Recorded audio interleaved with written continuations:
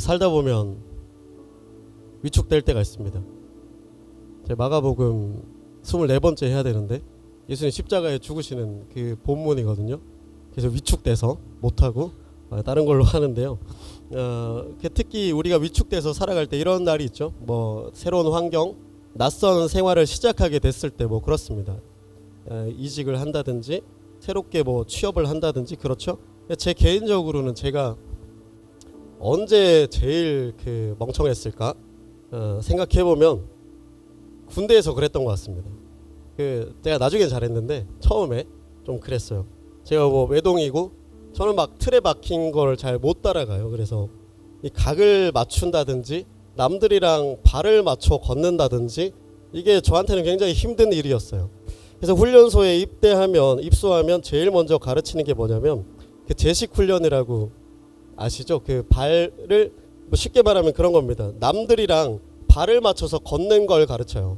그러니까 왼발하면 같이 왼발 내딛고 그런 거예요. 근데 그게 맞추려고 하면 굉장히 쉽지 않거든요. 왜냐면 슬지랑 저랑 키는 뭐 조금 거짓말 못해서 비슷하다 치면 다리 길이는 한 10cm 차이 난단 말이에요.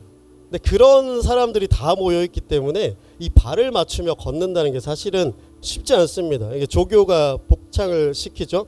왼발 오른발 왼발 오른발 가르쳐줘요. 그냥 발을 왼발이라고 하면 왼발 내면 되고 오른발이라고 하면 오른발 내면 됩니다. 남들이랑 맞춰서. 근데 쉽지 않습니다. 근데 여러분 걸을 때 내가 어떻게 왼발 내밀고 오른손 내밀어야지 생각하시는 분 없잖아요. 근데 왼발 내밀면 그냥 자연스럽게 그냥 몸이 가는 거예요. 근데 이게 맞추려고 하니까 왼발에 뭐 내밀어야 되지 하다가 왼손을 내밉니다. 그럼 어떻게 돼요? 오른발에 오른손 내밀고 이렇게 되는 거예요. 그게 여러분 군대 한번 가보세요. 됩니다. 제가 이상한 게 아니라 그렇게 돼요. 이렇게 어기적 되는 거죠. 그래서 조교들이 아주 지들도 그래놓고 사람을 아주 병신 취급합니다. 제가 지금도 기억나는데 84번 훈련병이거든요. 84번 훈련병 내가 아니죠. 뭐지? 84번 훈련병 고영진 이렇게 합니다. 그러면 나오거든요. 너 병신이야. 뭐 너는 대가리가 있니 없니 막 아주 쿠사리를 줘요. 그때 문화가 그랬으니까. 그러고서 혼자 시킵니다. 이게 우리 훈련생들이 뭐 이렇게 있잖아요. 한 150명씩 이렇게 된단 말이에요. 그러면 혼자 나와가지고 84번 훈련병 하고 이제 제식 훈련 혼자 해보라고 시켜요. 그러면 이게 안 돼요. 이게 여러분 지금 저를 호의적으로 보시지만 그 빡빡이들 20대 정돈되지 않은 야성 있는 친구들이 저 병신 같은 놈이 이러고 날 본단 말이에요. 수백 명이. 호의라고는 조금도 찾아볼 수 없는 낯선 환경에서 이 사람들이 지켜보는 앞에서 그때는 머리가 하얘지죠. 뭐가 왼발인지 뭐가 오른발인지 헷갈려요. 그렇게 이렇게 또 하다 보면 아주 병신 되는 겁니다. 제가 예전에 모시던 담임 목사님과 당시에 우리 교단이 있죠. 장로교 통합교단인데 통합교단의 총회장 목사님, 그러니까 제일 뭐 목사가 제일 높다 이런 건 없지만 어쨌든 제일 권력을 가지고 계신 목사님을 모시고 당대 최고의 권력자와 함께 있었던 겁니다. 아무튼 모시고 서울에 일정을 좀 다녀온 적이 있습니다. 근데 전라도 분이셨어요. 이게 지역별로 돌아가면서 순환하거든요. 전라도 분이셨는데 뭐 제가 편견을 가진 건 아닙니다만 억양이 제 이 경상도 사람 기준에는 조금 장난스럽달까? 그 느낌이 있어요. 저한테 제가 느낄 땐. 그래서 카페를 갔어요. 뭐 일정하고 중간 타임에 카페를 가서 제가 뭐 어쨌든 막내지 않습니까? 막내니까 주문을 받아요. 맨 먼저 총회장 목사님부터 물어봅니다. 뜨거운 아메리카노를 시키시는 거예요. 이제 뭐 따라할 수는 없지만 난 뜨거운 아메리카노에 얼음 2개 넣어줘이? 맞아? 뭐 아무튼 이렇게 하셨습니다. 이게 약간 장난스럽잖아요. 약간 장난스럽단 말이에요. 그러니까 이제 총회장 목사님, 우리 세대는 짜장면 시키면 다 짜장면 시키는 세대란 말이죠. 저는 좀 아니지만 다 아메리카노 뜨거운 것만 시켜요. 이 목사님들이 다 이제 50대 60대들이니까 다 따라 하시더라고요. 분위기 좋았어요. 분위기 좋았단 말이에요. 한 3명 4명 정도 계셨는데, 그래서 저도 이제 뭐 이렇게 분위기 따라서 허허 웃으면서 주문을 받아서 갔어요. 근데 저는 그때 무슨 생각을 했냐면 이 얼음 2개 넣어달라는 게 그냥 뜨거운 아이스 아메리카노 같은 늘크크 농담인 줄 알았어요. 그냥 그럴 수 있잖아요. 늘크크 농담처럼. 비하는 아니지만 뭐 장난스러우니까. 그래서 허허 웃고 제가 아메리카노를 시키러 갔습니다.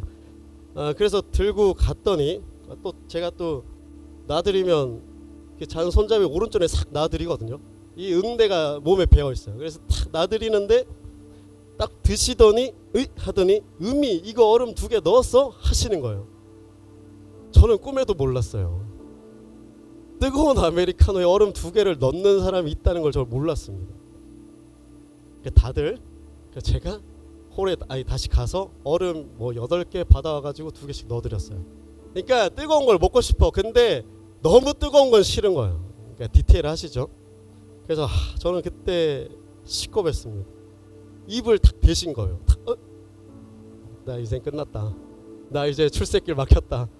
내 길 하나 남았다. 개척밖에 없다. 뭐 이렇게 된 겁니다. 여러분도 그런 경험 있으시죠? 뭐 군대나 특히 뭐 어른들 특히 모실 때나 이 경험이 없는 우리 청년 세대가 살아갈 때는 직장이든 뭐 어디든 대부분이 그냥 주눅들어 살아가는 미생이거든요. 그냥 커피 먹는 거 걷는 거 굉장히 자연스러운 일인데 뭐 하나 어떻게 해야 될지를 몰라요. 여러분 막상 뭐 테이블에 세팅을 한다 쳐봐요. 펜을 여러분 그냥 던져 두시잖아요. 그러나 오른손에 가지런히 두는 거 모르시잖아요. 그런 것들 대부분 우리는 주눅들어 미생처럼 살아가게 됩니다. 또 열심히 산다고 사는데 인생이 잘 안 풀릴 때 있습니다. 몸이 아프든지 뭐 시험에 떨어진다든지 취업에 안 된다든지 아니면 집안에 사정이 일이 생긴다든지 아니면 뭐 누구와 헤어진다든지 아니면 그냥 이 마음이 엉망진창 와장창 이 처지가련하게 될 때가 있어요. 그런데 그 처지가련한 삶이 이 나의 삶이 아닌 건 알지만 우리는 그렇게 가련하게 살다 보면 아닌 건 알지만 이게 나의 못남 나의 죄 때문인가 싶어서 그때는 우리가 집 문 밖에 나설 때나 들어올 때나 주눅들어 살아가게 돼요. 이게 우리의 인생이죠. 오늘 본문의 이사야서는 남유다가 멸망하고 바벨론의 포로가 되었을 때 선포된 하나님 말씀입니다. 이 기원전 586년에 남유다는 선지자들이 돌아와라 회개를 그렇게 이야기했는데 이 끊임없는 죄와 우상 숭배를 저지르다 멸망합니다. 하나님 백성인데 멸망한 거죠. 그렇게 일부는 그 땅에 남고 일부는 뿔뿔이 흩어지고 일부는 바벨론의 포로가 되어 끌려가게 됩니다. 여러분 땅과 민족이 일치하면 민족성이 강하죠. 우리는 이 땅과 민족이 일치하니까 민족성이 강하잖아요. 그러니까 제국은 흩어버려요. 민족을. 후에 반란의 빌미가 되기 때문이죠. 흩어지면서 또 포로가 되어서 끌려간 대부분의 사람들은 자기들이 멸망당하는 이유를 정확히 몰랐습니다. 여전히 자기들은 하나님의 백성이었거든요. 우리는 그 만군의 여호와 하나님의 백성인데 우리가 왜 멸망을 당하는 거지? 라는 의문이 그들의 마음이었어요. 그리고 흩어지면서 생각했겠죠. 하나님이 우리를 버리신 건가? 아니면 바벨론의 신이 우리의 하나님이 최고인 줄 알았는데 바벨론의 그 신이 더 강한 건가? 이런 의문이 그들 마음속에 있었던 것입니다. 그래서 남은 사람들, 끌려간 사람들, 흩어진 사람들 어쨌든 간에 그 땅에서 새롭게 정착한 땅에서 내가 절해야 하는 새로운 신에 의해 군림하는 왕에 의해 지배자들에 의해 또 그들의 문화에 의해 엉망진창 와장창 나버린 삶이죠.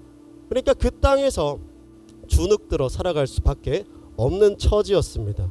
이 멸망한 백성들 그리고 인생이 한번 빠그러지기 시작하면 그게 뭐 실패감이든지 죄책감이든지 그 삶을 내가 다시 한번 소신 있게 사는 것은 사실 쉽지 않습니다. 그게 큰 실패일수록 더 그렇죠.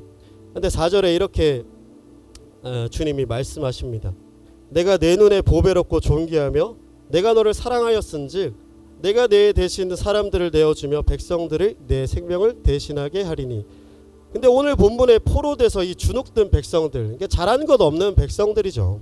그냥 끌려온 거예요. 근데 그런 백성들을 향해 주님이 뭐라고 말씀하시냐면 너는 보배롭고 존귀해. 너를 사랑해. 제가 이런 말을 잘 안 하니까 좀 잘 못하겠는데, 사랑해. 넌 존귀해. 보배야. 아주 그냥 이렇게 선언하시는 겁니다. 나는 이 현실, 이 시궁창에 처박혀서 주눅 들어서 살고 있는데 우울하고 민망하고 괴로운데, 하나님은 그런 이스라엘을 향해서 뭐예요? 세레나데를 부르시는 거죠. 넌 존귀해. 넌 사랑해. 근데 이 주눅 들어 살아가는 인생이 이 사랑한다는 말을 받아들이고 그 말을 믿기란 사실 쉽지 않습니다. 근데 그 이유가 내 죄 때문에 혹은 내 삽질 때문에 인생이 이렇게 된 거라면 더 그렇죠. 사랑한다는 말이 들리지 않아요. 그러니까 이 사랑한다는 말이 그들 가운데는 참으로 받아들이기 어려운 말입니다. 하나님이 아무리 널 사랑해 외쳐도 사실은 이 세레나데 또한 그들 귀에는 들리지가 않는 거죠. 좀 새는 말입니다만, 그래서 이 사랑해라는 그 외침이 아무리 말해도 외쳐도 들리지 않으니 성자 예수께서 진창 같은 세상에 몸을 입고 직접 오신 거예요. 우리와 함께 우리의 진창 속에서 너를 사랑한다 말씀하시기에 주님이 이 땅에 오신 거죠. 어쨌거나 진창에서 사랑을 받아들이기란 쉽지 않습니다. 우리도 그렇습니다. 우리도 믿음의 고백으로는 하나님은 여전히 나를 사랑하십니다. 그게 우리의 명제 혹은 고백이잖아요. 그런데 우리가 좀 먹는 이 방구석에 처박혀 있을 때나, 이 왼손 왼발이 막 같이 나갈 때나, 이 뜨거운 아메리카노에 얼음 2개 넣지 않았을 때, 야, 내 인생 끝났다. 끝난 정도는 아니지만, 와, 나 꼬이겠다라는 그 엉망진창 처지곤란 정리불가한 마음이 생겼을 때는 주님이 널 사랑해 라는 말은 와닿지 않습니다. 그냥 주님이 왜 이러시나 원망만이 느껴지는 거죠. 아니면 주님이 나를 심판하시나, 내가 뭔 죄가 있나, 주님의 어미하심, 두려움만이 내게 가득합니다. 왜 그럴까 생각을 해보면요, 주님 사랑은 한 번도 그친 적이 없는 게 진리고 우리의 명제인데 왜 주님의 사랑이 느껴지지 않을까? 이유가 있다면, 이 사랑을, 존재하는 그 사랑을 우리가 받아들일 땐 뭘로 받아들이냐면 믿음을 통해 받아들입니다. 근데 이 사랑을 받아들이는 통로인 믿음을 우리가 어떻게 생각하냐면 내 정성, 내 결단, 내 의지 같은 걸로 착각하기 때문이죠. 믿음을 내 의지와 정성으로 착각한다는 겁니다. 여러분, 신앙생활 돌아보면 그렇죠. 우리 교회가 이제 벌써 30대 교회가 되어버렸는데 20대 때 어땠어요? 열정적이고 교회에서 뭐 일하면서 밤새 기도하고 뜨겁게 기도하기도 하고 밤새고 또 아침에 해장국이 아니지 뭐 그런 거 하잖아요. 아침에까지 맥모닝 먹고 열정적으로 일하고 뜨겁게 예배드리면서 그 30대 파리하게 지친 직장인들 보면 무슨 생각하셨어요? 변질됐어. 식어버렸어. 이렇게 생각하는 게 우리 인생이었어요. 이것저것 해낼 때는 여러분 어때요? 뜨겁게 기도하고 밤새고 공동체 안에 교제할 때는 어때요? 내가 체감하는 사랑도 뜨겁습니다. 뜨겁게 사랑을 경험하는 거예요. 그런데 취업하고 또 결혼하고 애 낳고 시달리고 대출금 갚고 이게 맞나라고 내 인생이 시들시들해져 가죠. 이게 그냥 살아가는 우리의 인생이에요. 그럼 그 시들시들해진 마음 때문에 죄책감이 듭니다. 주님 앞에 송구한 거죠. 내가 변질됐다 말하는 그 30대 맨날 주식 이야기하고 피곤하다 말하고 기도 안 하고 일찍 갔던 그 30대를 보며 정죄했던 그 정죄가 그대로 나에게 돌아옵니다. 그렇게 시들시들해진 마음에 대한 송구함, 죄책감. 그러면 어때요? 체감하는 주님의 사랑도 시들시들하게 느껴집니다. 그때 좋았지. 그때 뜨거웠지. 그때는 주님이 나를 이렇게 사랑하셨는데 시들시들해진 나를 보니 주님의 사랑도 시들시들하게 느껴지시죠. 우리는 사랑을, 또 그 사랑을 받아들이는 믿음을 나의 정성, 나의 결단, 내 안에서 주님 앞에 드려지는 무엇이라고 생각하기 때문입니다. 그러나 성경이 말하는 믿음은 우리가 무엇에 대해 이해하고 받아들이고 결단하고 지켜드린 의리 때문이 아니라 믿음이라는 건 우리 삶에 그냥 들이닥쳐온 사건이라는 거예요. 믿음은 내가 어떻게 조절하며 힘내는 게 아니고요. 믿음마저 내 인생, 내 영혼에 들이닥쳐온 사건, 침투된 무엇인가라 보는 거예요. 믿음의 조상이라고 불리는 이 아브라함을 보시면 우리가 흔히 하나님의 부르심을 따라 본토 친척 아비집을 믿음으로 떠났다고 하죠. 그런 우리에겐 이상적인 조상인데 로마서 4장 18절에 잠깐 보면 아브라함이 바랄 수 없는 중에 바라고 믿었다고 기록합니다. 믿었다고 기록하죠. 우리는 이 아브라함의 믿음에 집중합니다. 바랄 수 없는 중에 바랐다. 이 말이 다시 풀어보면 뭐냐면 그가 길을 나설 때 내가 이 길을 왜 나서야 하는지, 내가 당장 이 길을 나서는데 동서남북 중에 내 첫 발을 어디로 내딛어야 하는지 알지 못한 채로 나섰다는 거예요. 다만 그 앞에 내 앞에 닥쳐온 현실, 하나님이라는 현실 때문에 그냥 등 떠밀려 간 겁니다.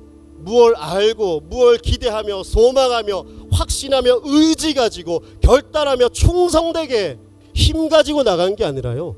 하나님의 말씀이라는 현실 앞에 그냥 등 떠밀려 간 거예요. 가다 보니 여기가 가나안 땅이구나 알게 된 겁니다. 그가 믿었다고 하는데 성경의 스토리들을 한번 보시면 하나님의 인도하심과 아브라함의 믿음이 일치했던 적이 없습니다. 하나님의 인도하심과 아브라함의 믿음이 일치한 적이 없었다는 말이에요. 가나안에 갔죠. 기근이 찾아왔습니다. 약속의 땅, 하나님 말씀하신 그 땅에 갔는데 기근이 찾아올 거라고 생각했겠어요? 기근 피해서 애굽 갔더니 바로가 마누라를 빼앗아갑니다. 그런 현실은 아브라함이 가진 믿음 중에 아브라함이 꿈꾸고 기대하고 바랐고 마음속에 의지 가지고 있었던 것 중에는 없었다는 거예요. 그가 90세가 다 되도록 아들 하나가 없을 줄을 누가 알았겠습니까? 그 자신의 믿음 중엔 그런 건 없었어요. 그리고 천사가 오죠. 내년 이맘때 너 아들 낳을 거야 말씀해 주시는 거예요. 그런데 그 아들을 낳을 걸 믿었습니까? 안 믿었다는 거예요. 이삭이죠. 아들 이름이. 웃었다는 뜻이에요. 다시 말하면 썩소 날리면서 속으로 아이고 헛소리 하고 있네 이거였다고요. 천사의 말을, 하나님의 대언된 그 예언을 안 믿었다는 말이에요. 그리고 아들 하나 낳았더니 모리아산에 제물로 바치래요. 이런 일은 아브라함이 바라고 꿈꾸고 의지를 가졌던 믿음 중에는 없는 일입니다. 모든 없는 일을 통해 하나님은 당신의 일을 행하셨어요. 그러니까 하나님의 일이 이루어져 감에 있어서 아브라함이 무엇인가를 믿고 바라고 원하고 정성 들이고 견디고 순종하고가 없었다는 뜻입니다. 하나님의 일하심에 아브라함의 의지와 믿음은 전혀 상관이 없었다는 거죠. 그러니까 아브라함의 삶이란 건 믿음의 조상이라 불리지만 그건 시작인 것뿐이고요. 아브라함의 인생이란 그냥 산 인생입니다. 그냥 살았다고요. 이건 아브라함의 이야기가 아니라 우리의 이야기이기도 합니다. 이 복음의 핵심이 되는 구절이 이 수련의 주제이기도 한데요. 로마서 1장에서 이렇게 선언합니다. 이 복음은 모든 믿는 자들에게 주시는 하나님의 능력이다. 그러니까 우리에게 제일 중요한 게 뭡니까? 사람들이 말하는 기독교 믿음 이런 거잖아요. 우리에게도 믿음이 있어야 돼. 믿음이 강해야 돼. 믿음을 가져. 하나님을 믿어 라고 우리는 끊임없이 이야기하지만요. 전 사실 그런 얘기를 잘 안 해요. 믿으란다고 믿어지는 것도 아니고 믿음은 우리 안에 주어지는 선물에 불과한 거예요.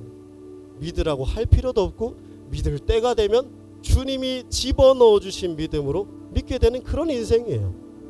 그냥 사는 인생이란 말입니다. 이 복음은 모든 믿는 자들에게 주시는 하나님의 능력이다. 믿음 중요하고 이 믿음은 어떤 것에 대한 믿음이냐면 복음에 대한 믿음입니다. 예수님의 십자가와 부활, 예수님의 십자가의 죽음으로 내 죄가 사해졌고 부활하심으로 내가 영원한 생명을 얻는다. 이걸 우리는 복음이라고 말하고 이걸 믿는 겁니다. 그런데 우리가 지금 철저하게 믿고 있는 이 복음, 특별히 십자가 사건을 보세요. 지금 우리의 시간과 이 공간과는 전혀 관련이 없는, 그냥 2000년 전에 내 의지와는 상관없이 이 세상에 벌어진 사건입니다. 내가 어떤 믿음과 의지를 갖지 않았어요. 그냥 주어진 사건이라고요. 지금 우리는 알고 있으니까 십자가만이, 여러분도 뭐 찬양하고 뭐 기도하고 할 때 십자가의 능력, 보혈의 능력 하시잖아요. 그러나 여러분이 원래부터 그렇게 믿진 않았잖아요. 십자가만이 제사함이고 구원의 길이다, 하나님의 능력이다 믿어졌으니까 까부는 거지. 내가 내 영혼이 정말로 곤고해, 내 인생이 정말로 구원이 필요해, 내가 구원을 받아야겠는데, 그래서 주님, 아니 알지 못하는 하나님, 로마 총독 빌라도 제위 시절에 십자가에서 성자 예수님을 죽여 그 피로 내 죄를 사해 주십시오. 그리고 그가 죽은 지 사흘 만에 부활시켜 주시고 그걸 내가 믿을 테니 나에게 그 믿음으로 영생을 주십시오. 우리는 그 의지를 갖지 못했었다고요. 우리는 그 믿음에 대해 하나도 관여한 바가 없었다는 뜻입니다. 예수님이 나의 믿음대로 못 박힌 게 아니라 나와 상관없이 성부 하나님과 성자 예수님의 의지, 전적 의지를 따라 십자가에 못 박히신 거예요. 내가 십자가 사건엔 관여한 바가 아무것도 없다. 물리적으로도 그렇고 심적으로도 어떤 정성도 슬픔도 그가 죽으실 때 관여한 바가 없습니다. 십자가라고 내가 부르기 전에 십자가가 먼저 내게 온 겁니다. 내가 십자가를 붙든 게 아니라 십자가가 내 삶과 내 영혼의 성령을 타고 부딪혀 온 거예요.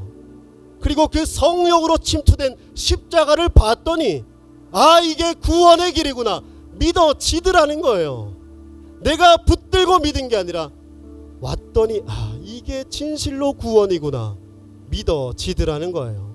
그러므로 믿음은 뭡니까? 정성과 의지, 결단, 상태, 자격과 상관없이 성령을 통해 하나님이 집어넣어 주시는 선물이다.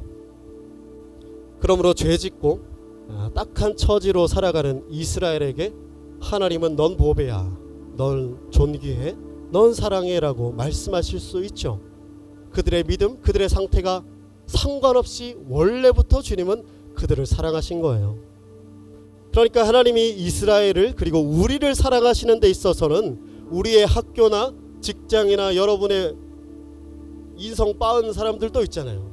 인성이나 경건생활이나 학교생활이나 직장생활이나 그 어떤 것이라도 애초부터 하나님의 사랑을, 하나님이 우리를 사랑하시는 데는 관련이 없었다는 겁니다. 먼저 우리를 사랑하셨다. 이제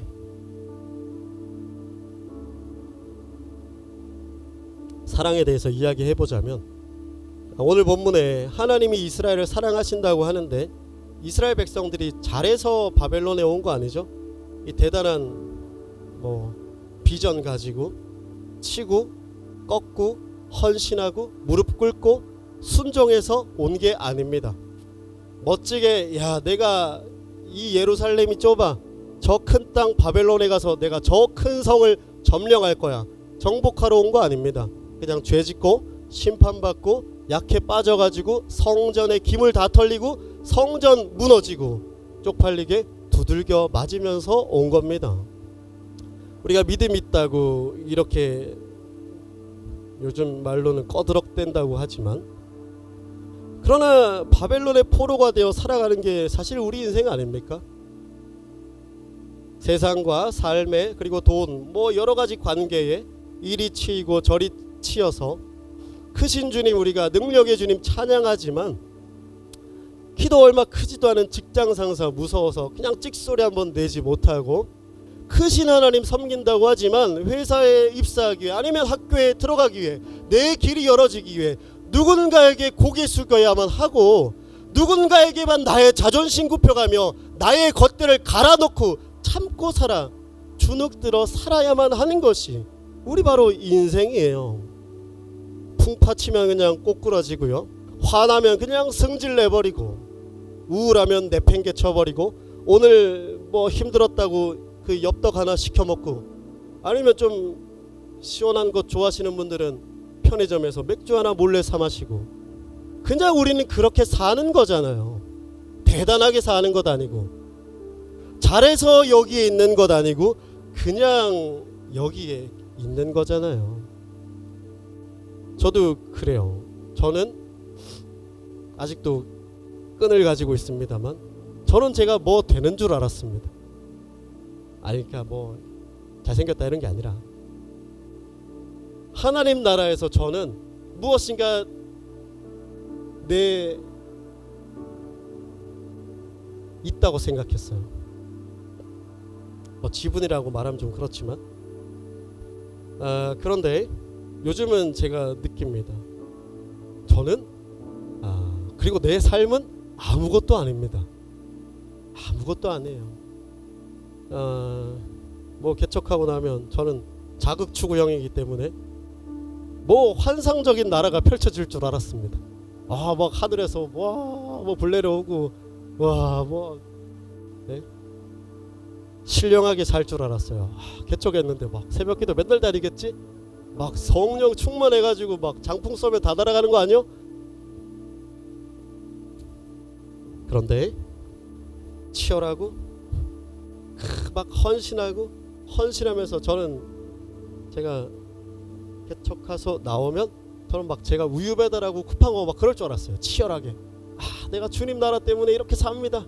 이렇게 치열하게 살아요. 새벽부터 나가지고 자존심 상하게 남의 집에 우유 넣어주면서 새벽에 쿠팡 배달하고, 그러고 그 낮에는 그 졸린 눈을 부비면서 설교 쓰고, 저는 그렇게 치열하게 살 줄 알았어요.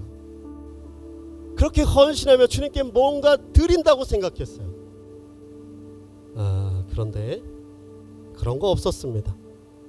막 역사가, 아니면 나의 헌신이 도드라지는 것도 아니고요. 제 사실 민망하지만 예전보다 더 쉬는 것 같아요. 그냥 산단 말입니다. 그냥 사는 겁니다. 이게 우리 인생입니다. 잘 사는 게 아니라 그냥 사는 겁니다. 사라지니까 그냥 사는 겁니다. 잘 살아야 되는데, 잘 살아가지고 뭐 우리 친구들처럼 상장 받고 어린애처럼 배 내밀고 이렇게 흔들어야 되는데, 그렇게 하지 못하고요. 이 한밤에 오줌 싼 애처럼 아침이 올까봐 두렵고, 여러분 경험 다 있으시죠?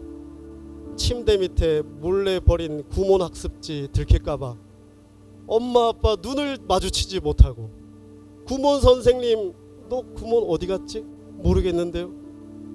눈을 맞추지 못하고 그냥 살고요. 잘 못 사는 우리는 움츠러들어서 주눅들어 삽니다. 그런데 여러분 우리 저희 애기들 보면 참 좋죠.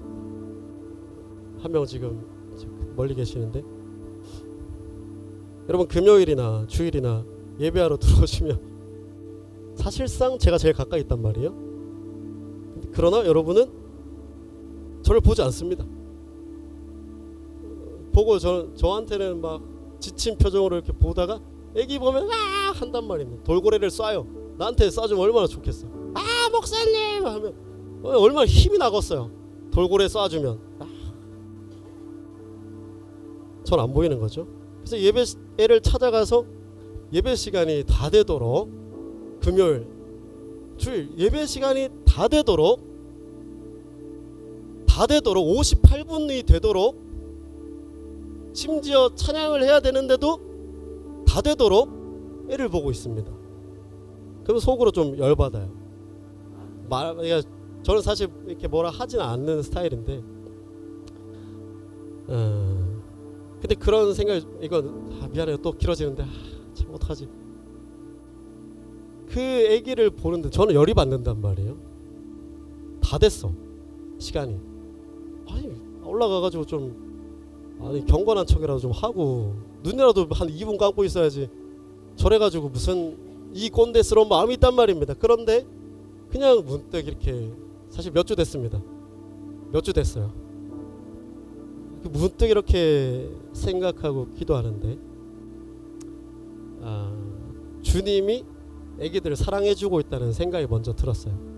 근데 내가 뭐라고, 야 주님 지금 대기하고 계시는데 네가 뭐라고 딱 써야지. 근데 여러분 예수님 한번 생각해 보세요. 주님이 그거 못 기다리시나 그런 건 아니잖아요. 그죠? 그런 마음이 드니까 그래, 우리 저는 배울 때는 예배 시간 칼같이 지켜야 한다고 배웠단 말이에요. 다 주님 건데 주님이 2분 늦는다고 화내시나? 2분 늦는다고 우리 지옥 가나? 그런 건 아니란 말이죠. 우린 그렇게 사는 겁니다. 뭐 하나 칼같이 지키지 못하면서. 그리고 애기들 지금도 뭐 보세요, 저러고 있어요. 여러분 애기 놀아주고 막 웃고 떠들고 만져요. 막 이렇게 들었다가 손 계속 재는 이러잖아요. 일로 가잖아요. 우리의 사인은 일로 가라는 거니까. 가면 어떡해요? 무한반복하는 겁니다. 궤도처럼. 근데 그러다가 뭐 하나 잡고 뭐 흔들고 손가락 이렇게 다 되시죠? 이거 한번 하면 야 박수치고 뭐라고 합니까? 아이고 잘한다, 아이고 잘한다, 아이고 잘한다 하시잖아요. 엄청 사랑해 주는 겁니다. 근데 여러분 뭘 잘했습니까? 뭘 잘했어요? 이게 나는 이렇게 열심히 설교하고 또 기도도 하는데 난 안 해줘, 잘한다 안 해줘. 근데 여러분 애기들 오늘 와가지고 오늘 애기 하면 뭐 했습니까? 봐, 소리나 지르지. 잘한 게 없잖아요. 손가락이나 꼼질꼼질했지. 그럼 여러분 예배 끝나면 뭘 잘할까요? 아닙니다. 밥 먹겠죠. 먹고 또 소리 지르다가 잠들겠지. 그러면 애기들이 뭘 믿습니까 지금? 믿나? 믿지 않아요. 그냥 있는 겁니다. 애기는. 그런데도 여러분 땀 흘려가면서 놀아주고 사랑해줍니다. 땀 흘려가며. 그러니까 손가락 꼼질대고 맘마 먹고 소리 지르고 그냥 자는 인생과 우리는 하등 다를 바가 없는데 주님이 우리에게 뭐라고 말씀하시겠어요? 넌 보배야, 존귀해, 널 사랑해. 아이고 잘한다, 아이고 잘한다. 뭘 잘해서가 아니라 그냥 잘한다, 잘한다 하시는 거죠. 그러니까 사랑은 뭐예요? 사랑의 근거는 내게 있지 않고 그분께만 있는 겁니다. 이게 성경이 우리에게 말해주는 아주 일관된 이야기입니다. 그럼 사랑이 누구에게 있냐? 그분께, 아버지께 있다. 여러분 이걸 가장 잘 보여주는 이야기가 바로 탕자 이야기인데요. 돌아온 탕자를 아버지가 꽉 끌어안고 입을 맞추고 하잖아요. 눈물을 흘리면서. 이 탕자가 왜 이런 환대를 받습니까? 금이 화장해서가 아닙니다. 잘 살아보겠습니다, 내가 멋지게 한번 살아보겠습니다 하고 대문 박차고 나가더니 모든 재산 탕진하고 거짓골이 돼서 기어 들어온 겁니다. 박차고 나간 문을 기어서 들어온 거예요. 그런 탕자를 아버지가 안아준 거예요. 그러므로 명백하게 사랑은 아버지께 있습니다. 요한일서 4장 10절에 이렇게 기록합니다. 사랑은 여기 있으니 우리가 하나님을 사랑하는 것이 아니요 하나님이 우리를 사랑하사 우리 죄를 속하기 위하여 화목제물로 그 아들을 보내셨습니다. 사랑은 아버지께 있는데 그 사랑이 어떻게 우리에게 왔느냐? 화목제물 독생자 예수로 오셨다는 거예요. 사랑은 여기 있으니 사랑은 거기에 있는 이 땅의 진창에 있는 우리에게 있지 않고 여기 하나님이 우리를 사랑하셨다. 그리고 그 사랑으로 화목제물로 아들을 주셨다. 이게 성경이 말하는 사랑입니다. 우리가 하나님을 먼저 사랑해서 와 우리 하나님 멋져요, 경배해요, 뭔가 올려드려요. 그러니까 하나님이 사랑받으시고 야 이 피조물 좀 참 갸륵하다, 내가 아들 보내줘야겠다, 내가 사랑해줘야겠다, 그렇게 결심한 게 아니에요. 우리가 안 사랑했습니다. 우리가 기대도 하지 않았고 요구하지 않았고 요청하지 않았고요. 심지어 그 사랑 주시는 아버지가 존재하는지도 우리는 몰랐습니다. 존재조차 몰랐다고요. 그런데 아들을 우리에게 보내주신 거예요. 그러니 사랑은 내게 있지 않고 그분께만 있는 거예요. 그런데 그분 안에 있는 그분 안에만 있는 사랑이 아들을 화목제물로 우리에게 보내주신 거예요. 여러분, 화목제물이라고 하지만 다른 면으로 보면 속죄제물이죠. 그러므로 아들을 이 땅에 속죄제물로 보내신 하나님의 사랑은 이런 겁니다. 속죄, 내 모든 더러운 것들을 사해주는 거잖아요. 깨끗하게 만들어주는 거잖아요. 그걸 위해 예수님이 십자가에서 죽으신 거잖아요.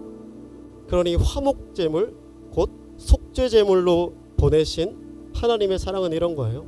네가 흙먼지, 네 처지와 네 거름더미 같은, 네 구렁텅이 같은 것들 내가 다 끌어안고 갈게.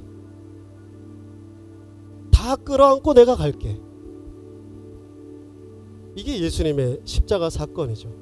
이 흉악한 죄, 저주, 죽음, 이 모든 게 우리에게 있는데 그거 내가 다 끌어안고 갈게. 이게 십자가의 사건입니다. 그럼 끌어안고 가면 끝나나요? 주님 부활하셨잖아요. 탕자가 돌아왔을 때 아버지가 그를 끌어안고 끝나지 않았어요. 그의 손에 뭐 껴줍니까? 반지 껴줍니다. 반지는 신분이 회복이거든요. 신분의 회복. 이 탕자가 재산 말아먹고 빈털터리 거지의 빚쟁이가 돼서 돌아온 거죠. 그런 아들에게 반지를 껴준다? 신분을 바꿔준다는 게 뭐겠어요? 이런 겁니다. 야 아들아, 네 빚 얼마야? 불러. 아버지가 다 갚아줄게. 끌어안을 뿐만 아니라 네 빚 내가 다 갚아주고 청산시켜줄게. 너 빚쟁이지, 그러나 이제는 이 영주의 아들이야. 네 신분을 내가 뒤집어주겠다. 잘 산다고 나가서는 잘 살지도 못하고 거지꼴이 되어서 돌아온 인생을 주님이, 아버지가 뒤집어 엎으신 겁니다. 이걸 복음에서는 뭐라고 그러냐? 부활이라고 그래요. 죽음, 죄, 저주를 생명으로, 영원한 지위로, 의인으로, 하나님의 자녀로 뒤집어 엎어주신 사건, 부활입니다. 그러니까 이 세상에 여러분 다 사랑하시고 사시잖아요. 지고지순한 사랑도 있지만 이 사랑, 하나님의 사랑이 뭐냐면 흙구덩이든 먼지든 진흙탕이든 거름더미든 그거 내가 얼마든지 끌어안아 줄게. 그리고 얼마든지 내가 뒤집어 줄게. 이것이 하나님의 사랑, 십자가의 부활. 십자가의 부활은 복음이고 그 복음은 화목제물로 이 땅에 아들을 보내신 하나님의 사랑이라 불러요. 그러므로 바벨론의 포로가 되어가는 이스라엘, 잘 살기는커녕 그냥 살지도 못하고 잘 못 살고 있는 우리에게 하나님이 넌 보배로워, 존귀해, 사랑스러워, 얼마든지 말하실 수 있고요. 그리고 그것은 가짜가 아니라 진실입니다. 원래 우리와 상관없었어요, 그분의 사랑이. 그러니 성경책에서든 혹은 찬양 가사에서든 기도하시면서 들려지는 혹은 내 안에 들어오는 하나님의 사랑이라는 것은요, 시들시들한 것이 아니라 원래부터 우리를 사랑하셨기에 그 사랑은 청년 때나 지금이나 시들시들한 이때나 그 사랑은 변함없다. 주님은 여전히 나를 사랑하신다는 것은 내 망상과 교회가 집어넣어주는 어떤 환상이 아니라 그것이 바로 진실이라는 거예요. 여전히 나를 사랑하신다는 거예요. 이게 하나님의 사랑. 그때나 지금이나 나중이나 동일하게 나를 사랑하신다는 것이 성경이 말하는 사랑, 우리를 향한 사랑의 진실이라 할 수 있어요. 그리고 이 사랑의 고백은요, 그냥 감정 표현이 아니라 내가 너에게 이런 사랑, 십자가의 부활, 얼마든지 끌어안고 얼마든지 뒤집어 줄 수 있는 이런 사랑으로 내가 너를 사랑해. 감정이 아니라 이런 사랑으로, 다 끌어안고 다 뒤집어 풀 수 있는 능력의 사랑으로 너를 사랑해. 그 사랑이 만약에 우리에게 있다면, 그 사랑이 진실로 내게 부닥쳐서 조건 없고 상황과 관계없는 그 사랑이 내게 부닥쳐 있다면 너는 그 땅에서 포로지만 주눅들지 않고 마음껏 살 수 있어. 여러분 복음서에 보면 예수님과 제자들이 갈릴리 바다를 건너는데 풍랑을 만나죠. 이 바다에서 돌풍이 분 거예요. 이 제자들이 죽을 지경이 됐습니다. 그런데 예수님이 피곤하셔가지고 고물을 베고 주무셨다고 기록해요. 근데 제자들이 죽을까? 갑자기 왜 그랬지? 제자들이 주님을 깨웁니다. 살려주세요, 살려주세요 외칩니다. 주님은 그제서야 일어나셔서 풍랑을 꾸짖어 잔잔케 하십니다. 그리고 예수님 여기서 그분의 인성이 드러나는데 자다가 깨웠다고 이렇게 말씀하시는 거예요. 어찌하여 너희가 무서워하느냐, 어찌하여 믿음이 없느냐, 이놈들. 예수님 인성이죠. 이 이야기가 여러분 말해주는 건 메인 이슈는 풍랑도 굴복하게 하시는 예수님의 권세이지만 예수님이 풍랑이 있는데도 주무셨다. 그리고 깨셔서 제자들의 믿음 없음을 질책하셨다. 질책하신 거예요. 그 깨워가지고 잔잔케 한 사건을 가지고. 이걸로 봤을 때 주님이 질책하신 믿음 없음이라는 건 어떤 능력에 대한 것이 아니라 이런 거예요.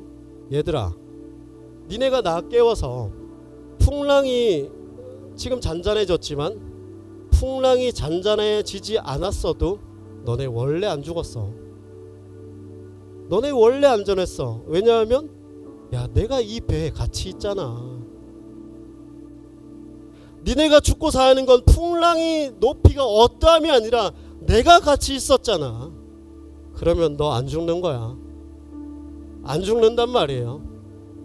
풍랑이 있어도요, 주님이 우리의 자격과 조건과 내 마음의 어떤 감정의 온도와 상관없이 나를 사랑하시고 나와 함께 하시는 게 진실이라면 이 인생에 있는 풍랑이 아무리 불어도 주님이 나와 함께 하시고 여전히 나를 사랑하시기에 그 풍랑이 어떠하든지 나는 안 죽는다는 거예요. 그럼 뭐겠어요? 마음 놓고 살 수 있다는 겁니다. 안 죽는데 이 롤러코스터 탈 때 손 놓을 수 있죠. 안 죽으니까. 내 손 이 쥐면 뭐합니까? 그 돌 때 고장나면 그냥 떨어지지. 줘서 힘 줘서 뭐합니까? 떨어져요. 그러나 이 안전바가 고장나지 않았다면, 여전히 안전바가 내 인생에 있다면 아무리 360도를 돌아도 난 안 죽는 거예요. 그러니 마음 놓고 두 손 들고 롤러코스터를 탈 수 있어요.